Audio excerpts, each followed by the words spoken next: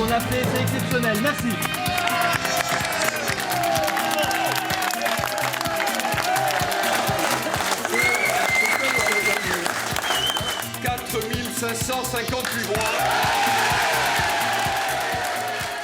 Buonasera a tutti, grazie di seguire questa emissione in giro i risultati delle elezioni legislative.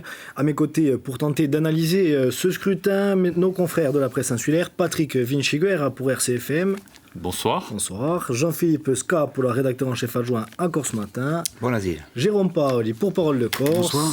Et il est bien là, ne vous inquiétez pas, Jean-Vitus Albertini pour Via Stella. Alors Messieurs, bonasera. On va tenter de débriefer la soirée de dimanche soir en Corse et au plan national. Et on commence avec la Corse, bien entendu.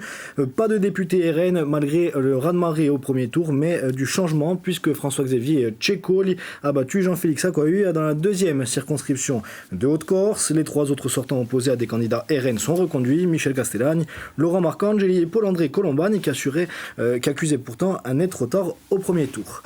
Messieurs, première question, c'est la première fois que les nationalistes perdent du terrain électoralement depuis 2015. C'est une surprise ou il fallait s'y attendre, Patrick ? Concernant cette circonscription de Corté-Balagne, il fallait s'y attendre puisque ça a failli être le cas déjà en 2022 puisque Jean-Félix Akouavive n'avait emporté que de 156 voix. Donc même dans nos pronostics ici sur ce plateau, on avait dit qu'il pouvait y avoir des changements là. Donc ce n'est pas une surprise. Ce qui est une surprise, c'est le score du RN partout dans les 4 circonscriptions, mais je pense qu'on va en reparler. Oui, merci pour la transition, on la fera tout à l'heure. Jérôme, pour vous, c'est une surprise, la défaite de Jean-Félix Akouaoui ou pas ? Je ne sais pas si c'est une surprise, parce que ce que dit Patrick est vrai, mais ce qui est intéressant, c'est qu'en général, quand il y a une élection nationale, le RN fait de très gros scores en Corse, et à chaque fois qu'il y avait une offre nationaliste dans une élection plus territoriale, il y avait quand même une partie de l'électorat qui rebasculait chez les nationalistes. Et là, ça n'a pas été effectif. Donc c'est un vrai signal pour les nationalistes, à mon avis, aujourd'hui. C'est le retour de la droite aux affaires, avec la victoire de François-Xavier Ceccoli. C'est le retour de la droite qui reprend du poil de la bête ou pas ? En partie, oui. En Haute-Corse, en tout cas, oui, c'est évident. Dans la circonscription où Jean-Félix Akouaoui a été battu, effectivement, la droite a réussi à rassembler autour d'elle, évidemment, son contingent habituel, avec un certain nombre de maires, surtout des communes de l'intérieur. Et puis, elle a réussi aussi à fédérer les anciens radicaux de gauche, qui ont appuyé François-Xavier Ceccoli. Je crois que surtout, ce que paye Jean-Félix Akouaoui dans cette élection, c'est la politique, parce que c'est une élection quand même législative, certes, mais qui, dans son contenu, a été quand même territorialisée.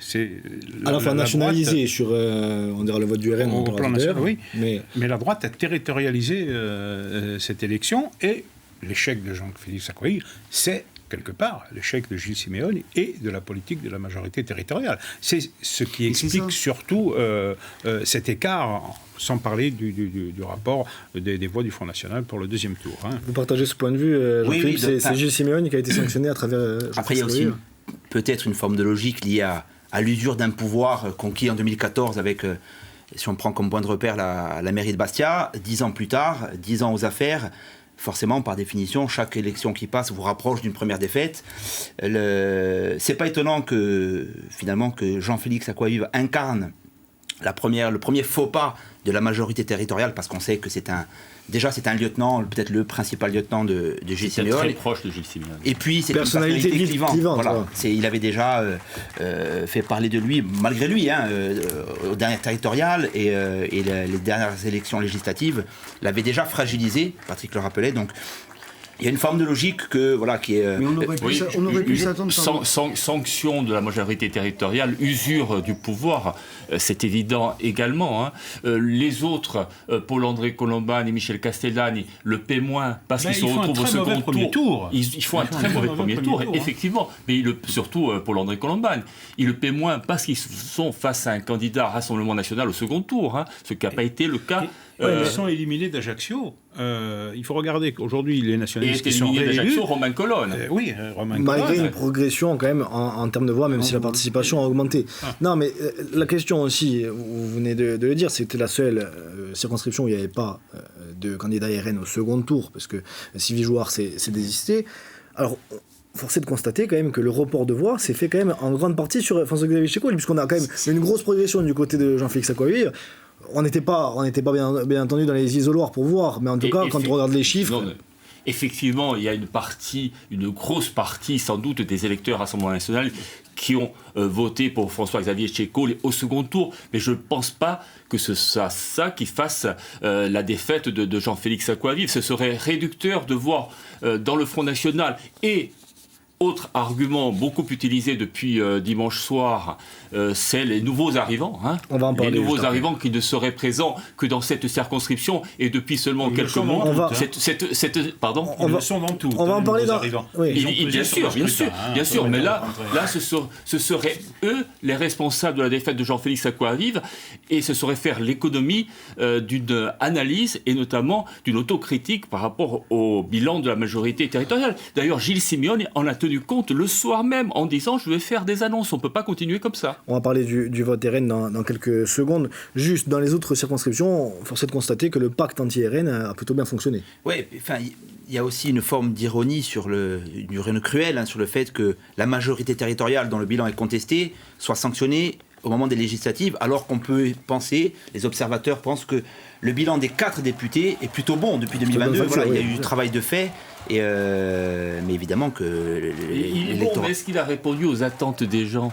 C'est ça qu'il faut se poser également. Effectivement, il y a eu beaucoup de ministères de la parole, on a beaucoup parlé d'évolution institutionnelle. Il y a quand même eu des propositions de loi qui sont passées en commission. L'hôpital de Bastia, le CHU, ça parle aux gens. Dans le concret, est-ce qu'on a répondu aux préoccupations des gens ? Mais ils n'ont pas été jugés sur le bilan de leur travail de parlementaire, parce que c'est vrai qu'il a été plutôt bon. Mais il a été plus bon, mais il n'est pas mesurable au quotidien pour les gens. Mais ça, c'est la politique de la collectivité territoriale qui a été sanctionnée. C'est pas la politique des députés. Non, mais il y a aussi une... C'est le paradoxe, on est d'accord, mais les deux se rejoignent. C'est-à-dire que le bilan de députés ne peut pas sauver le mauvais bilan supposé au réel de la collectivité de Corse. Mais attends, dans les élections en Corse, il ne faut pas oublier la lame de Front National aussi. C'est-à-dire justement, on ne peut pas tout expliquer par que du micro-local. Le RN a été en tête comme partout ailleurs. Le RN a été exclu comme partout ailleurs aussi.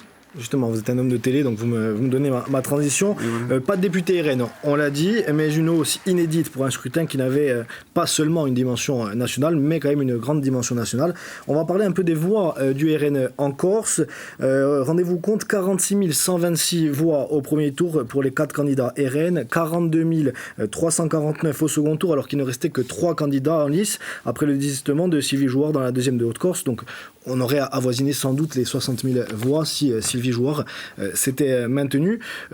Est-ce qu'on peut parler d'un possible enracinement en Corse de l'électorat RN ? Il n'y a pas 60 000 gendarmes en Corse, parce qu'on a longtemps parlé du vote des gendarmes ou du vote des continentaux fraîchement arrivés. Je pense que cette élection ancre l'enracinement désormais du vote RN, y compris en Corse, c'est désormais validé, y compris et surtout par des Corses, qui ont voté nationaliste aux précédentes élections. Désormais, l'arithmétique semble claire, ça serait compliqué de le contester. L'arithmétique, je pense qu'elle n'est pas très claire du tout, parce que c'est bien simple, il faut regarder les chiffres dans les circonscriptions. Première circonscription de Corse du Sud, Ajaccio, zone urbaine et rurale. Dans le rural, le Front National fait 23,9%. Dans la périphérie ajaxienne... Au second tour. Non, premier tour. Second tour, c'est autre chose. Périphérie ajaxienne, Basteligatch, Afa, Alat, Tapieto, Sarre, voilà. Le Front National est à plus de 40%, avec des pointes à 45% à Sarre. Voilà. C'est les communes qui ont reçu le plus de population nouvelle ces dernières années. L'explication, elle est toute trouvée. La circonscription de Haute-Corse, la plus rurale de toutes. Ça n'a tant changé que ça depuis 2021, où les nationalistes ont fait 70%, Jean Vitus. Ça a amplifié le score. La circonscription la plus rurale de Corse, c'est celle de Corte-et-Balagne. Le Front National fait 25% des voix. Ailleurs, il est au-dessus de 30. 25 et quelques. Mais là aussi, on nous explique que Jean-Félix Acquavive, le premier, que c'est les nouveaux arrivants qui ont fait basculer la circonscription. Il n'y a pas de Corse qui vote Front National, évidemment, il y en a. mais ça a amplifié le succès du Front National, c'est ce vote-là. Sans doute que sans en fait, il y a aussi, quand on fait des reportages et qu'on va pendant les campagnes ou qu'on fait des reportages sur les mutations démographiques, on entend beaucoup d'éléments pour expliquer ce vote.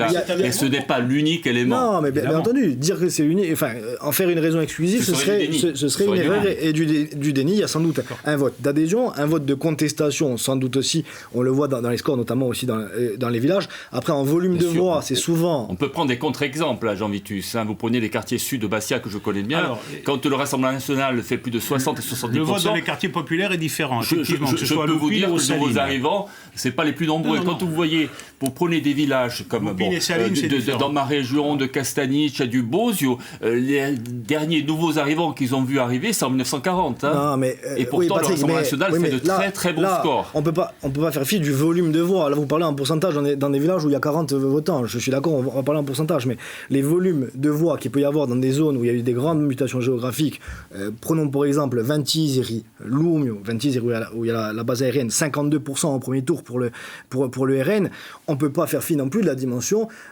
de ces nouveaux arrivants et de la démographie, des mutations démographiques. Je pense aussi. Je vous pose une question. Qu'est-ce qui explique que ces nouveaux arrivants exprimeraient une colère que n'exprimeraient pas les Corses? Moi, c'est très simple. C'est déjà les profils des gens qui viennent en Corse. Quand on fait des reportages, on a fait des enquêtes, nous, sur la démographie, il y a beaucoup de gens qui viennent en Corse parce que ils disent que la Corse, justement, est préservée en matière d'insécurité et d'immigration. Donc, ils viennent pour ça en Corse. Donc, ils veulent juste préserver une tranquillité qu'ils sont venus chercher. Donc, il y a un peu de ça aussi. Moi, je pense honnêtement que dire que c'est uniquement à la faute des nouveaux arrivants, c'est une grave erreur, et ce serait du déni, comme vous le dites. En revanche, dire que la mutation démographique n'est pas en lien avec les scores du RN en Corse, ce serait aussi du déni. Ni l'un ni l'autre, c'est multifactoriel. Non, c'est une amplification du vote. Il y a un vote local et il y a une amplification. Le vote contestataire, aujourd'hui, il est quasi exclusivement porté sur le RN.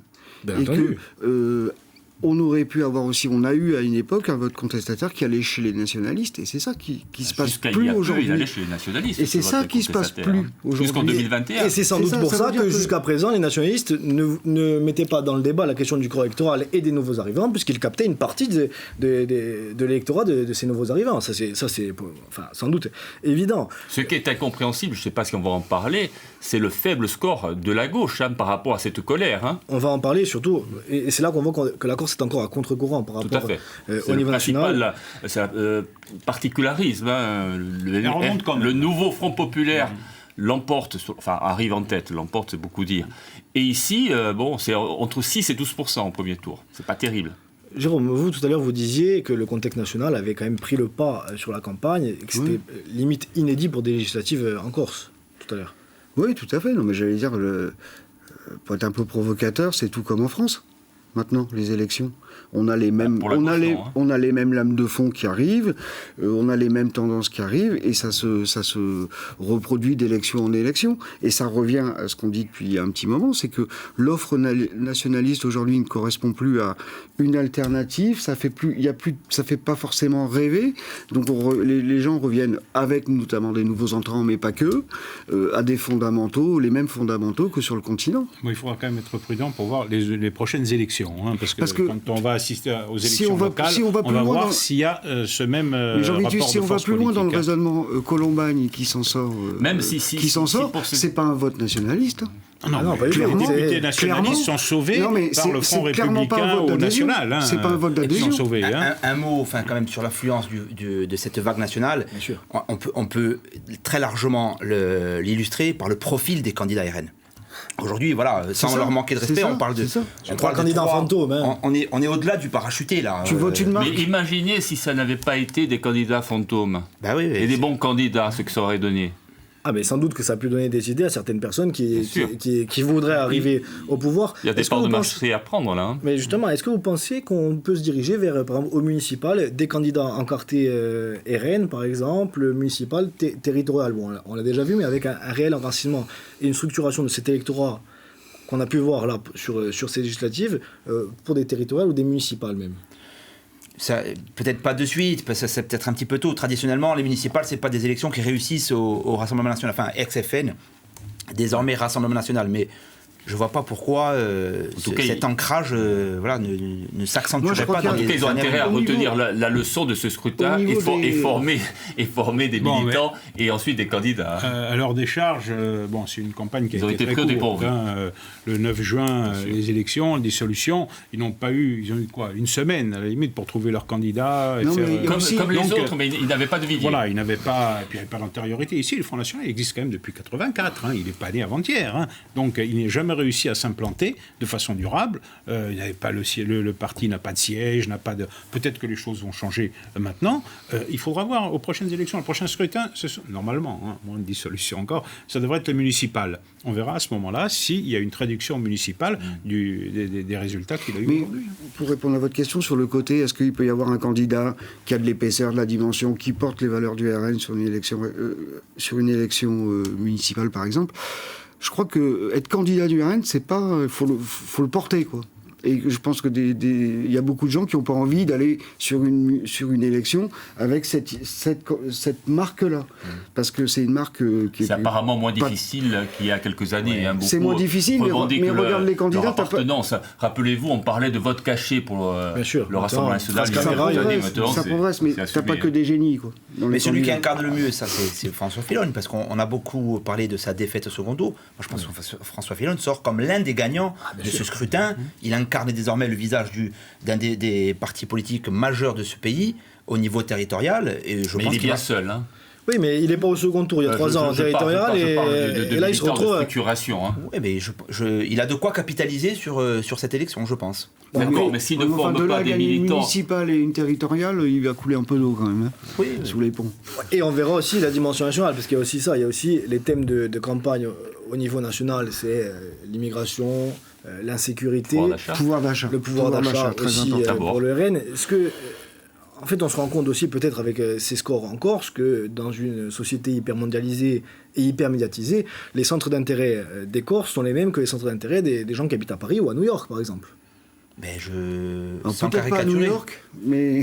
Non, mais on parlait du pouvoir d'achat. En clair, non, à New York, il y a des zones, mais bon. Non, mais il y a les mêmes préoccupations évidentes. Chez les jeunes Corses qui sont sur TikTok, ils ont accès aux mêmes centres d'intérêt que les jeunes. Et les mêmes préoccupations, pas que des centres d'intérêt. Sur les préoccupations, elles sont quasi identiques. Même si les réalités peuvent être totalement différentes. Bon, on a parlé de la question des nouveaux arrivants, du corps électoral. La question du corps électoral fait partie des fameux fondamentaux du nationalisme, délaissés selon les plus radicaux depuis de nombreuses années. Les militants des différents mouvements réclament un adjournament, ou même le président de l'exécutif a évoqué la question. On l'écoute. Il y a la nécessité, effectivement, sans doute de réunir l'ensemble des nationalistes, de s'adresser également aux forces de progrès, de tirer les conséquences des mécontentements, des attentes des Corses, de la nécessité certainement d'être plus efficace, y compris au niveau du Conseil exécutif et de la majorité territoriale, mais au-delà de l'aspect uniquement institutionnel, il y a aussi la réflexion sur l'évolution de la société corse, sur le contenu que nous voulons donner à des notions qui sont pour nous fondamentales, celles de peuple corse, de communauté de destin, d'intégration par la langue, par la culture, par le projet. Absolument incroyable. On ne parle toujours pas de pouvoir d'achat, de préoccupation des gens. Ah, peut-être qu'il en a parlé dans le reste de... C'était un montage. Peut-être qu'il en a parlé dans le reste de l'interview. Je trouve que c'est complètement... Vous voyez la réaction par rapport à ce qui vient de se passer, où les gens vont au RN sur des préoccupations, sur du concret. Et en fait, on a presque une similitude avec Macron, quoi. C'est assez étonnant à regarder. Moi, surtout, je n'ai pas compris où vous voulez en venir. Il annonce des propositions dans les semaines à venir qui s'adressent non pas seulement à la famille nationaliste, mais au camp du progrès, donc c'est assez large. Je ne sais pas ce que c'est le camp du progrès. On parle d'une volonté de refonder le conseil exécutif, mais je ne pense pas que ce soit ça qui change fondamentalement le quotidien des Corses. L'union des nationalistes n'est toujours pas d'actualité. Justement, est-ce que vous y croyez, vous, à l'adjournament? On parle d'adjournament que quand on est dans la défaite, déjà. Bah oui, mais là, il y a quand même un péril dans la demeure, parce que la sanction a été très forte par rapport justement à la politique de la collectivité territoriale. Alors, soit ils continuent comme ça, en se divisant sur des querelles de pouvoir, c'est pas autre chose, c'est pas sur la situation, les propositions politiques. Donc, évidemment... Ni idéologique. Si évolution il doit y avoir, évidemment, on peut penser qu'il y ait une modification de l'exécutif pour renforcer cette majorité. Je pense que c'est ce qu'il voulait dire dans son interview. L'exécutif, il est dans la même problématique qu'au niveau national, au niveau de Macron, c'est qu'il faut rectifier le tir et aller sur du concret qu'on n'entend pas, même s'il y en a, parce qu'il ne faut pas dire qu'il n'y en a pas. Je pense que c'est sous-tendu dans cette démarche. Si demain vous élargissez, s'il y a d'autres personnes, bon, de gauche, il ne risque pas d'y en avoir, il n'y en a pas à l'Assemblée de Corse. Mais du côté nationaliste. L'élargissement du Conseil exécutif, par exemple, à des élus de. Il n'y en a pas 50, c'est Corinne Front et le PNC. On voyait vraiment que le PNC. Mais c'est pas parce qu'il y aura à la limite, demain, tous les nationalistes se remettent à la table et ils y vont ensemble. Je ne suis pas sûr qu'ils s'en sortent. Parce que ils sont. Non, mais parce que. S'ils ne rectifient pas le tir d'ici 3 ans, c'est dans 3 ans les prochaines. Les gens ne vont plus sur cette offre-là. Et c'est ça le vrai sujet.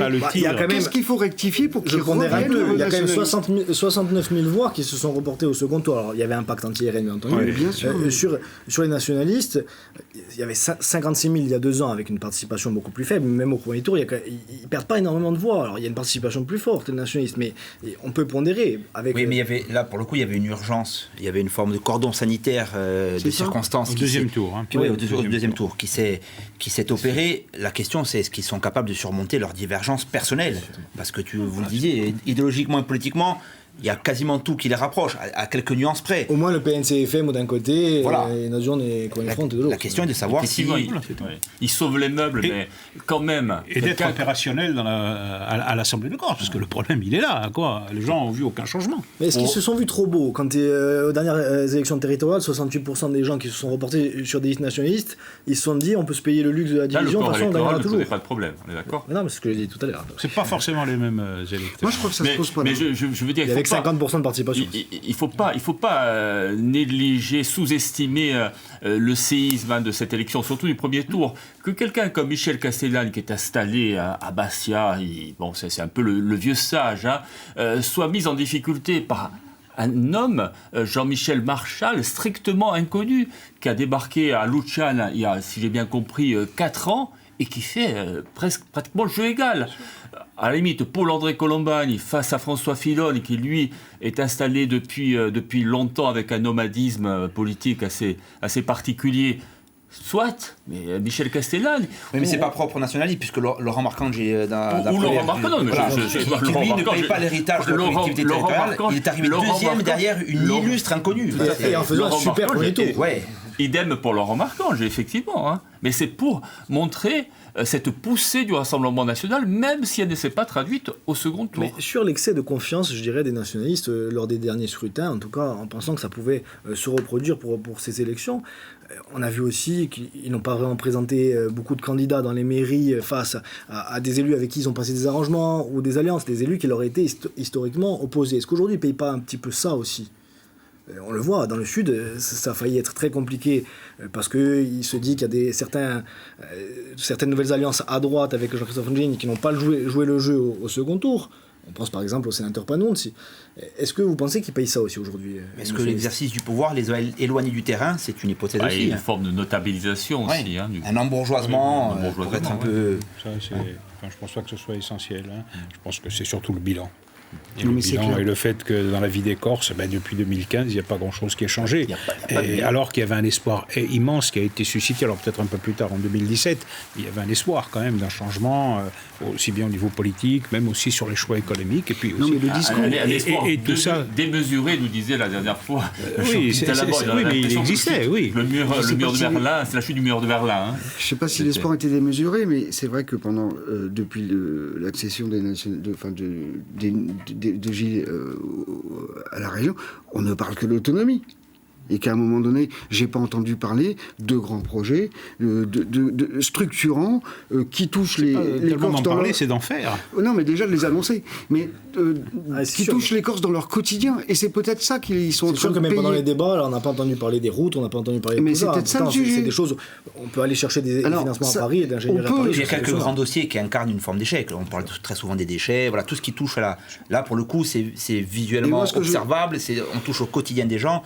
Les déchets, les transports. On s'aperçoit que le transport, c'est aussi très fragile, notamment dans l'aérien. Juste une question, on a parlé, c'est la défaite de Gilles Siméoy, en tout cas de la majorité territoriale. Il est fragilisé, il était fait, n'allons pas si loin. Non mais il y a quand même un député sur deux de FEM qui perd. Concernant Jean-Christophe Angelini, alors, après le premier tour, on s'est dit que c'était le grand perdant de cette élection. Est-ce qu'il ne sort pas renforcé de ce second tour, en plus avec une alliance probable avec Laurent Marcangeli, Jean-Charles Souch? Je suis pas convaincu parce que les gens n'ont pas choisi Colombagne comme député. Moi, je suis persuadé qu'il y a un vote de rejet du candidat RN qui est très très important. Et c'est pas un vote d'adhésion. Mais quand on voit le travail fait par Laurent Marcangeli et la municipalité d'Ajaccio dans le 6e canton... Il cumulait 4500 voix de retard, 3500, pardon. Corrigez-moi, Pierre. 3500 voix de 3300 voix de retard au premier tour. Il a complètement renversé la vapeur. Ah oui, c'est pas lui, c'est les électeurs qui ont renversé les électeurs. Et je pense que le travail qui a été fait par la gauche et par la droite. Voilà, je pense que les députés nationalistes sont sauvés par ça cette fois-ci. Et l'investissement de Jean-Christophe Angelini n'est sans doute pas pour rien non plus. Et de Laurent Marcangeli, je le redis, et de Stéphane Zwaj. Est-ce qu'il peut se traduire dans le temps par l'alliance dont parle Pierre? Ça reste à observer. Peut-être dans une majorité de gestion. Une alliance qui pourrait rejoindre la Haute-Corse. Peut-être qu'un jour, ils feront taire leurs différences. Non, mais leurs divergences. Mais à mon avis, face au danger, ils ont intérêt à se réunir. Je pense que la droite en Haute-Corse est sur une autre stratégie qui est celui de la... Merci Jean-Luc, on va parler de la droite. Alors on a vu donc l'alliance entre Angelini et Marcangeli sur ce second tour, et la mésentente cordiale plutôt entre Laurent Marcangeli et François-Xavier Ceccoli. On a l'impression que Laurent Marcangeli sort renforcé sur sa ville à Ajaccio. Il est incontournable, même pour une circonscription qui ne le concerne pas, mais qui sera quand même aussi un petit peu affaibli en Corse avec la victoire de François-Xavier Ceccoli. Enfin, qui ne lui concerne pas tout à fait, parce qu'il y a quand même le quartier des Salines qui vote dans la deuxième circonscription. Non, mais qui ne concerne pas directement. Et là il a fait le travail, effectivement. Il y avait 2000 voix de retard de Colombagne, et il arrive à quelques dizaines.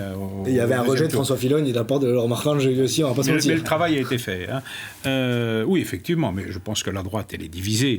Elle est profondément divisée entre le nord et le sud, et c'est pas seulement géographiquement, politiquement, ils sont divisés. Bien sûr, c'est politiquement. Mais bien sûr.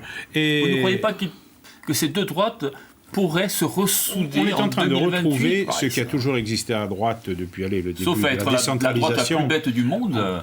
On a toujours celle de 82, c'est-à-dire les évolutionnistes, et c'est les conservateurs. C'est les conservateurs qui sont majoritaires, encore une fois. Et c'est les conservateurs, comme toujours, ils l'ont toujours été. À l'époque de Jean Badjon, Jean-Paul de Rocazère, José Ross était minoritaire. Là, on retrouve à peu près, alors les proportions, on ne sait pas, on verra ça dans les prochains scrutins, mais on retrouve cette différence-là entre François-Xavier Ceccoli et la droite nordiste, et Laurent Marcangeli, on est encore dans cette... Pour gagner, il faut joindre les deux côtés du col de Lissabonne. Il n'est pas impossible si on ne les rejoint pas, ils ne gagneront jamais les territoriales, ils ne reviendront jamais au pouvoir. Ce qui est intéressant, c'est que Laurent Marcangeli, il y a quand même un pendant à droite en Haute-Corse qui n'existait pas depuis un sacré moment. S'ils arrivent à s'entendre et à faire quelque chose, il existait un peu en 2021. Ça peut constituer une offre. Une partie de l'échec de Laurent Marcangeli repose sur la non-entente avec François-Xavier Ceccoli. Mais la droite du Nord, plus généralement. La droite du Nord. Moi, là où je suis d'accord avec Jean Mithieu, c'est que ça ressemble plus à José Ross et Jean Badjon. Est-ce qu'il n'y a pas le risque pour Laurent Marcangeli? On voit lors de la session à l'Assemblée de Corse où il n'y a que trois élus du groupe Monsofiuno qui l'ont suivi dans le pouvoir législatif. Est-ce qu'il ne sort pas un petit peu affaibli là aujourd'hui, puisque à droite, majoritairement, on a choisi la ligne conservatrice? Là aussi, sur cette question-là, c'est un enseignement qu'on tire d'un scrutin à l'instant T. Les scrutins à venir... la question est la même que pour les nationalistes. Sont-ils capables, là aussi, de surmonter leurs divergences personnelles? On a un paysage politique insulaire qui est très morcelé. Il y a deux grandes familles et une famille un peu plus modeste, mais au sein même de ces familles, il y a des divergences. Moi, je pronostique qu'ils vont y arriver. Parce que... Mais avec comme leader plutôt François-Xavier Ceccoli sur le Nord, Laurent Marcangeli ne semblant pas très intéressé par les territoriales. Il faut dire qu'il est passé à un étage supérieur. Il est passé à l'étage supérieur, président du groupe Horizon, etc. Bon, ses ambitions étaient contrariées un peu par la dissolution, etc. Mais voilà. Et donc, il pourrait laisser le leadership à François-Xavier Ceccoli. Après, il reste à savoir si on peut rejoindre dans cet axe-là Porto Vecchio avec Jean-Christophe Angelini pour faire une grosse coalition dont l'objectif serait de défaire Gilles Simeoni. C'est tout à fait possible. Hein. Seulement, je ne suis pas sûr qu'ils se retrouvent tous ensemble sur la même liste. Hein. Il peut y avoir des listes différentes parce qu'il y a ce problème d'appréciation, décentralisation, autonomie, etc. Il y a aussi autre chose. Il y a aussi le problème de la métropolisation et de la place d'Ajaccio. On l'a vu à l'occasion du débat à l'Assemblée de Corse au moment du choix sur l'autonomie. Les élus autres qu'ajacciens ont tous voté contre. Et pas seulement parce qu'il était contre le pouvoir législatif, c'est aussi parce qu'il fallait ériger Ajaccio en métropole. Et ça, pour les autres élus qui ne sont pas ajacciens, en particulier du Nord, c'est hors de question. Y compris le suppléant de Laurent Marcand, Xavier Lacombe, qui a voté contre. Mais pour la métropolisation, lui, il est d'accord. Mais les autres, ils sont absolument opposés. Or, c'est quelque chose d'important, la métropolisation d'Ajaccio, parce que ça veut dire des moyens financiers importants. Et la ville, comme toute, en a cruellement besoin. Hein. Et le fait d'avoir fait la courte échelle à Paul-André-Colombagne, ça peut lui être reproché aussi, même dans le Sud. On a entendu Valérie Boz qui se disait assez surprise de ces alliances d'entre-deux tours. On sait que Camille de Rocasière n'a pas forcément apprécié non plus cela, donc ça peut quand même laisser des traces même dans le Sud. Oui, il y a toute une ancienne droite sudiste qu'on n'a pas beaucoup entendue, si ce n'est à travers quelques rumeurs de jeux occultes. Démenti par Camille de Rocasière. Largement démenti. Nous, en tout cas, il y a démenti. Pestel encore. Il faut croire pas grand-chose puisqu'elle n'a pas réussi enfin, en tout cas, si on considère qu'elle a joué un jeu un petit peu occulte, elle n'a pas réussi à inverser la tendance. Mais par exemple, il y a le sénateur Panunzi qu'on n'a absolument pas entendu. C'est le seul réellement qui n'a même pas démenti les rumeurs, en tout cas. Mais il n'a pas parlé. Nous l'avons sollicité plusieurs fois, il n'a pas réagi. Donc, ça va laisser des traces. Cette élection législative va laisser des traces, et pas forcément que dans le Sud et au niveau de la droite. Juste avant d'évoquer la donne nationale, une question sur le positionnement de François-Xavier Tchéco dans l'hémicycle au Palais Bourbon. Il fait plus de doute, il ne siégera pas avec le RN. Ça ne fait aucun doute. Hein. Je l'ai eu hier soir, il siégera dans le groupe Les Républicains.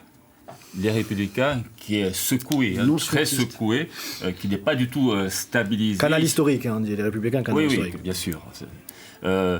Bruno Retailleau parle même de changer le nom Les Républicains pour imaginer un autre groupe plus élargi, à qui on ne sait pas. Est-ce qu'ils vont tendre la main à la majorité présidentielle, l'ex-majorité présidentielle, le Rassemblement national, enfin bon, c'est un groupe assez... On va rarement du côté du perdant. Hein. C'est un groupe assez mouvant pour l'instant. Allez, on va passer à la dimension nationale, la deuxième partie de cette émission. On va évoquer les conséquences notamment de cette nouvelle dimension nationale pour la Corse aussi. Un hémicycle qui penchera plus à gauche que le précédent avec le nouveau Front populaire qui dit remporter ces élections législatives sans obtenir la majorité absolue, mais qui obtient quand même 182 sièges. Arrive en deuxième position la majorité présidentielle qui limite la casse avec 161 sièges. Le Rassemblement national et ses alliés loin, très loin d'une majorité ne serait-ce que relative avec 143 sièges. Les Républicains, canal historique on dira, qui s'en sortent bien avec 66 sièges. On voit le reste des sièges notamment avec, on dit 25 sièges pour les autres. Voilà donc à quoi devrait ressembler le Palais Bourbon. C'est clairement une victoire pour la gauche ? Non. 180... clairement, non. 192 sièges au total. Une victoire, c'est quand vous avez la majorité absolue ou quand vous finissez avec une majorité qui s'en avoisine. Si 2022, c'était une défaite d'Emmanuel Macron dont le camp n'avait recueilli que de 152 députés, imaginez une victoire à 182. Elle est relative. Si on reprend votre graphique, la gauche, c'est 192 députés. Donc c'est pas les gagnants. Il y en a 577, moins 192. C'est quand même la première force politique. C'est le parti minoritaire majoritaire. Mais c'est pas la majorité. Et le spectre, il est même plus à droite qu'à gauche. Et c'est là où il va... à droite, effectivement. Le spectre est à droite. Le centre de gravité est plutôt à droite. Donc il va y avoir une difficulté pour qu'il y ait une adhésion sur une politique de gauche comme elle est prônée par le nouveau Front populaire. On peut d'autant plus relativiser la victoire de la gauche qu'il y a la jurisprudence NUPES en 2022, où voilà, là c'est encore une fois une victoire d'une coalition dont on ignore si elle ira au bout de la mandature. C'est un attelage pour le moins baroque. Voilà. On va voir s'il tient, mais effectivement, ils arrivent en tête. Ça, c'est une victoire d'être arrivés en tête parce que, notamment les instituts de sondage donnent été. C'est la défaite des instituts de sondage. C'est une victoire parce qu'ils sont arrivés en tête, effectivement. Ils sont très loin de la majorité absolue, mais seulement dans la pratique, pas dans la Constitution, mais dans la pratique de la Ve République. Il se trouve que le président de la République choisit normalement le Premier ministre dans le groupe, parmi le groupe qui est majoritaire. Donc, d'une manière ou d'une autre, quel groupe mais les groupes, c'est le groupe majoritaire, ce sera le RN, malheureusement, parce que la majorité présidentielle. Présidentielle. Mais ça va pas se passer le comme ça, groupe les le plus amis. important, c'est celui du Front populaire. C'est un groupe hétéroclite. Non, Est-ce oui, qu'il va choisir un socialiste ou il va choisir un 18. Qu'est-ce qui vous dit que la gauche va être majoritaire dans les nouveaux groupes qui vont être constitués à l'Assemblée nationale? C'est pas les groupes, c'est en tout cas c'est la force politique majoritaire, parce que les groupes, même la majorité présidentielle, il y aura sans doute Horizon, tout ça et tout. Elle va le choisir dans ce camp-là. C'est celle qui obtient le plus gros score. La difficulté, c'est qu'au sein du nouveau Front populaire, et ça c'est un des résultats importants, il y a LFI d'un côté, et puis de l'autre, vous avez les socialistes. Est-ce qu'ils vont se mettre d'accord pour trouver un candidat de convergence? Et là, ça semble compliqué. Hein. Déjà, le premier point, c'est celui-là. Est-ce qu'ils vont réussir à trouver un candidat qui les rassemble? Et est-ce que ce candidat-là pourra attirer, parce que la seule alliance possible aujourd'hui, c'est entre la gauche et Renaissance. Personne d'autre. Il ne peut pas y avoir avec le RN, il ne peut pas y avoir la gauche avec le LFI, alors, parce que Renaissance, ça dépend du candidat qu'ils vont mettre en place. Évidemment, s'ils mettent quelqu'un des LFI, l'affaire elle est réglée d'avance. Mais les LFI, là aussi, il y en a plusieurs. Juste pour éclairer nos téléspectateurs, on parle de force politique, pas de groupe, puisque au sein d'une même force politique. Au sein d'une même force politique, laissez-moi finir s'il vous plaît. Au sein d'une même force politique, il y a plusieurs tendances et plusieurs groupes, ce qui ne sera pas le cas au Rassemblement national, qui sera le groupe le majoritaire, enfin à l'Assemblée nationale, le groupe qui comptera le plus de députés, ce sera le Rassemblement national. Ce ne sera pas les socialistes. Il faut parler du Rassemblement national. En revanche, la force politique la plus importante, ce sera la gauche, et donc Emmanuel Macron doit normalement, s'il respecte la coutume, désigner un Premier ministre de cette force politique. Vous avez remarqué qu'il n'a pas forcément envie de respecter. Attendez, vous avez remarqué qu'il n'a pas forcément envie de respecter la coutume, comme vous dites. C'est-à-dire que moi, à mon avis, ce qu'il attend, et c'est pour ça qu'il n'a pas pris de décision. Il a dit pour l'instant, on maintient. On maintient. L'institution l'oblige. Non, l'oblige à rien. Il attend. Il a mis Attal en disant pour le moment, il attend de voir les accords qui vont être conclus à l'Assemblée nationale, et il n'est pas dit que si tu as un vrai rapprochement avec des LR et des gens de Renaissance, il y a un groupe parlementaire. Attends, mais qu'il y a un groupe parlementaire qui se constitue et qui soit le premier groupe parlementaire. Ça ne sera pas une majorité. Pas de majorité. Il n'y aura jamais de majorité. 66 députés. Et le parti de Macron, on a 162. 160. Bon, donc ça fait combien? Ça fait 220. Hein. Donc 220, ça peut devenir un groupe. Ah oui, il faut majorité relative. Je ne parle pas de majorité absolue, je parle de majorité relative. Alors on est dans la situation précédente. Bien sûr. C'est-à-dire la première loi, vous allez avoir les forces du Rassemblement national et de la gauche qui vont la saboter immédiatement. Mais bien sûr. Donc c'est des trucs qui marchent pas. Mais le pays est ingérable aujourd'hui, quoi qu'il arrive. Donc je pas les 180 députés du nouveau Front populaire qui vont pouvoir gérer. Sauf s'il y a une alliance avec Renaissance. C'est la seule et Renaissance possibilité, c'est là. Il existe aussi une alternative qui lui est offerte au président Macron, c'est de constituer un gouvernement de s'en aller. Voilà. Oui, de techniciens. C'est déjà arrivé en Italie. Oui, mais en France, ça n'est jamais arrivé. Non, mais voilà, il y a... Et en Italie, ça n'a jamais fonctionné. La première fois avec Conte, ça nous a amené... Matteo Salvini, et ensuite Draghi nous a amené à Meloni. Mais après, tu as des motions de censure. Tu fais juste que ça veut dire on peut gouverner par décret. Les lois, c'est de la politique. C'est des choix politiques. Non, mais il y a des choix politiques qui peuvent être pris par décret, par ordonnance. On peut entendre dans un gouvernement de techniciens au moins le Premier ministre. Le Premier ministre ne soit pas issu d'un bloc. On peut penser à une personnalité au-dessus des blocs, etc. Mais j'en vois pas. On va parler d'un autre bloc, parce que si la gauche est victorieuse, même si vous dites le contraire, Jérôme, sort victorieuse de ces élections, le RN, en revanche, c'est un pari perdu totalement pour Jordan Bardella. Alors moi, je dirais non, encore une fois, à votre question. Parce même s'il progresse. Bien sûr, ils ont perdu, parce qu'ils espéraient gagner à majorité absolue. Les chiffres, plus de 10 millions d'électeurs ont voté Rassemblement national. Le nouveau Front populaire, 7 millions. S'il y avait eu un scrutin de proportionnel, aujourd'hui, on ne se poserait pas toutes ces questions. Hein. Et c'est pour ça aussi c'est le Rassemblement national qui serait majoritaire. Mais c'est surtout la défaite des instituts de sondage, parce que quand on fait des sondages à la proportionnelle sur des législatives avant le premier tour, les projections on est obligé étaient de se fausses. tromper. Les projections étaient fausses, même si sur les derniers jours, les tendances étaient justes, à une diminution du nombre de sièges du Rassemblement national. Ah, puis, il faut pas, là où je rejoins Patrick, c'est qu'il ne faut pas oublier, éluder l'élection du 9 juin, l'élection européenne, où il y avait déjà un raz-de-marée Rassemblement national. Donc, sur la dynamique, même s'ils ne font pas le score qu'ils avaient espéré, de là à parler de défaite, c'est voilà, ça serait cavalier. Je pense que Marine Le Pen n'est pas si malheureuse que ça de ne pas accéder au pouvoir cette fois-ci. Ils en sont très satisfaits. Vu les tambouilles et vu les troubles qu'on risque de connaître, l'instabilité politique. Le fait qu'ils n'étaient pas prêts pour assumer le pouvoir, tout le monde a été surpris pour par 2027, et d'ici là, ils auront le temps de former des militants. Voilà, et des cadres surtout.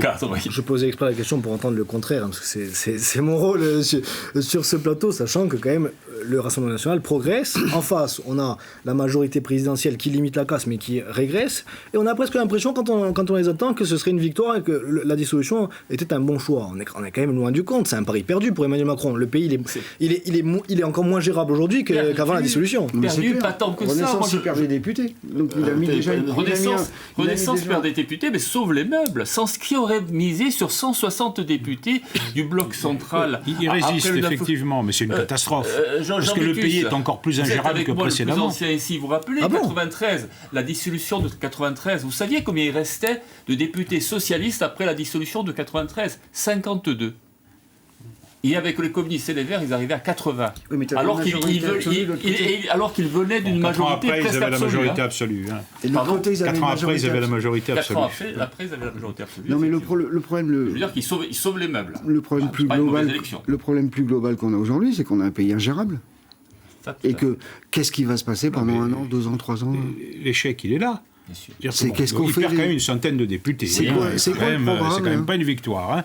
Hein. Mais c'est surtout que c'est un coup pour rien.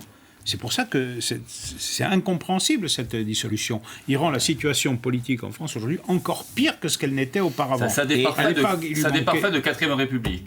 Oui, qui plus est, ça c'est la responsabilité on énorme parle de de Macron. Avec qui, mais on ne dit pas pourquoi faire. C'est le gros problème. Qui plus est, à 15 jours d'un événement mondial qui s'approche, qui sont les Jeux Olympiques, parce qu'on dit qu'il aurait pu faire ça à la rentrée, au moment du budget, il aurait été en difficulté, qu'il avait cette possibilité-là.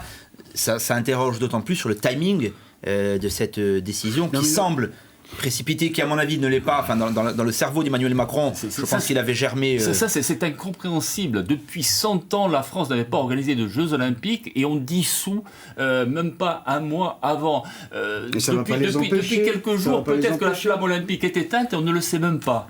Quand bien même il n'y avait pas les Jeux Olympiques, c'est une décision qui reste absurde. C'est extraordinaire, c'est extraordinaire. Enfin, Margours, on a mis qu'à Non, mais le problème qu'il y a, c'est qu'il y a une vraie nécessité de réforme dans le pays. Il y a quand même quelques sujets. Si on veut parler du déficit, si on veut parler... Enfin, il y a d'insécurité, parce qu'il y a des sujets. Qui va les traiter ? On ne parle pas de la droite, de la gauche, là. Qui va prendre des décisions ? Je ne sais pas, moi. Je n'ai pas de réponse. Et dans un contexte de guerre, en plus. Donc, pour simplifier les choses. Bien sûr. Merci. J'aurais misé sur vous, sur le plus ancien du plateau, mais je me suis trompé, vous voyez. Le plus ancien du plateau. Ouais. On a parlé du positionnement de François-Xavier Tchéco, et on a parlé du positionnement des députés nationalistes. Bon, il y a 14 LIOT qui ont été réélus, il faut 15 députés pour faire un groupe, il n'y aura pas trop de soucis pour recréer un groupe.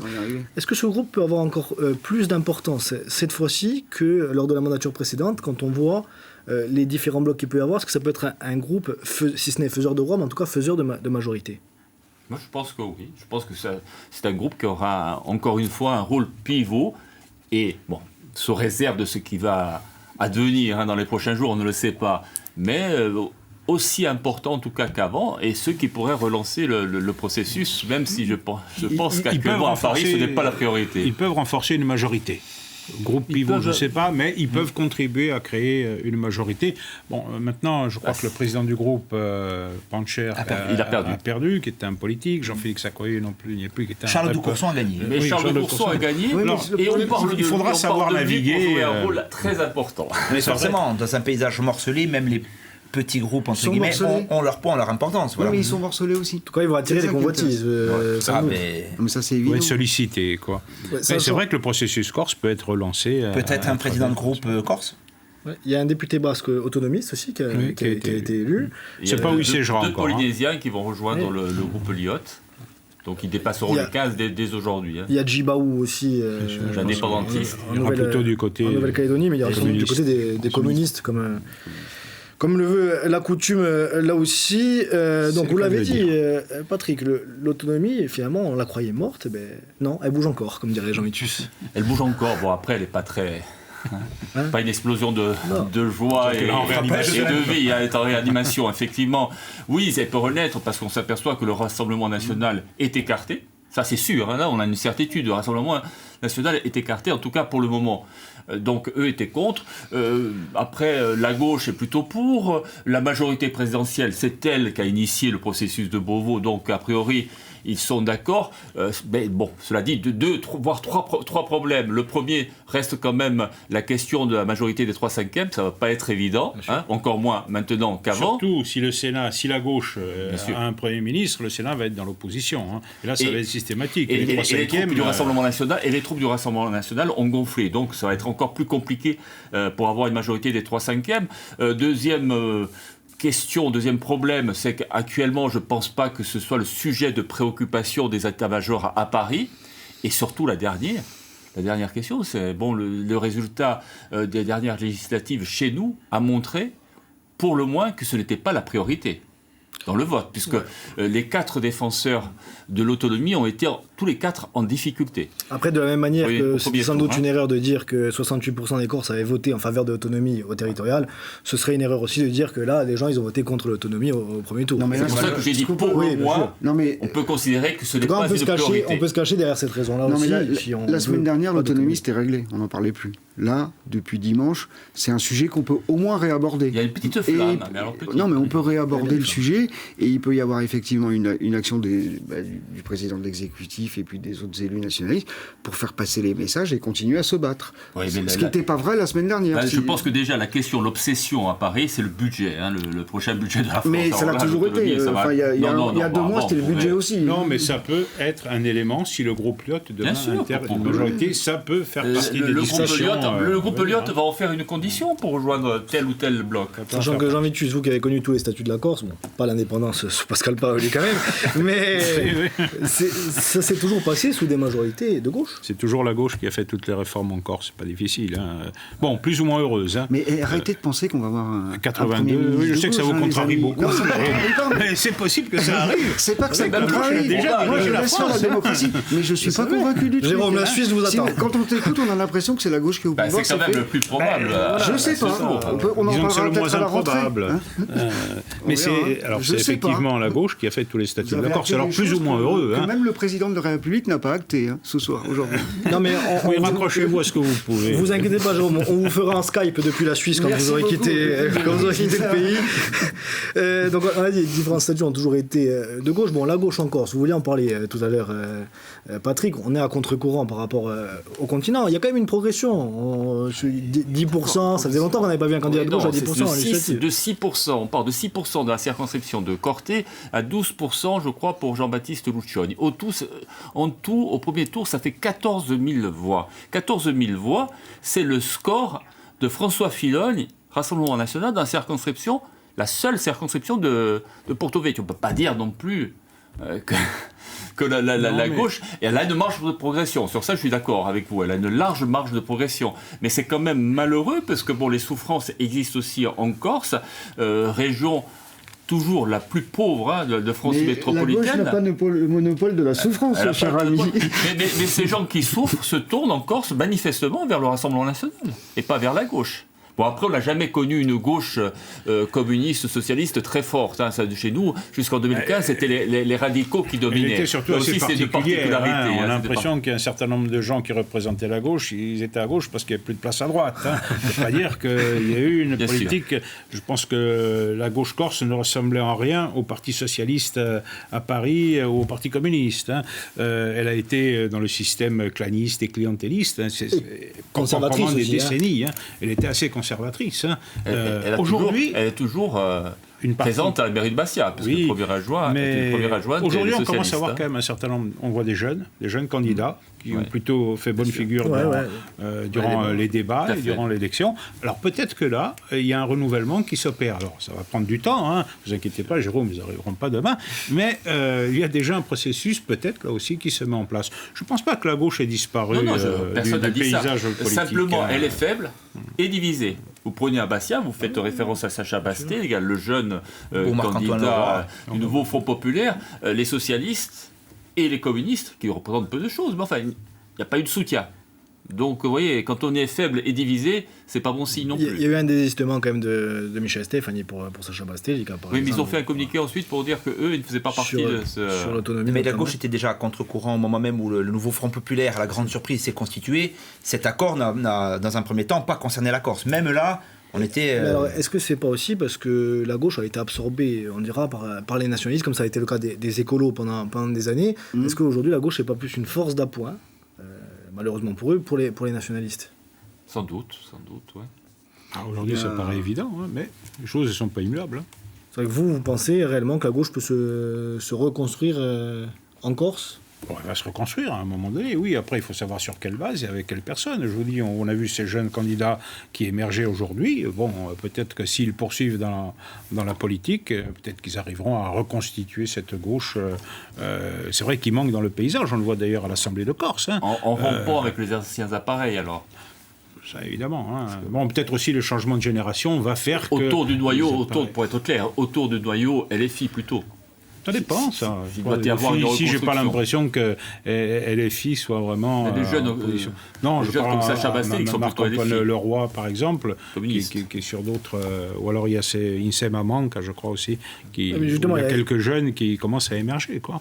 Et est-ce qu'on peut toujours placer des gens comme Jean-Charles Soucci à gauche, le Parti Socialiste qui sort quand même renforcé au niveau national, parce que c'est quand même parmi les partis victorieux au niveau national, on peut... Au sein du nouveau Front populaire, c'est le Parti Socialiste qui gagne. Hein. Donc est-ce que Jean-Baptiste Rouchon, il peut incarner le renouveau de la gauche, ou est-ce que ça va être juste une force pour pouvoir s'allier à des candidats nationalistes pour les prochaines élections? Je les vois pas. En l'état, c'est plutôt une force d'appoint. Je les vois pas avoir une majorité absolue au territorial, quand même. On n'en est pas là. Et dernière mais si d'aventure, comme on l'évoquait tout à l'heure, le scénario des nationalistes du Sud qui se rapprocheraient d'une droite traditionnelle, est-ce que dans un mouvement de balancier, est-ce qu'il n'y a pas toute une partie de la gauche qui rallierait les nationalistes qui ne sont pas ceux du Sud?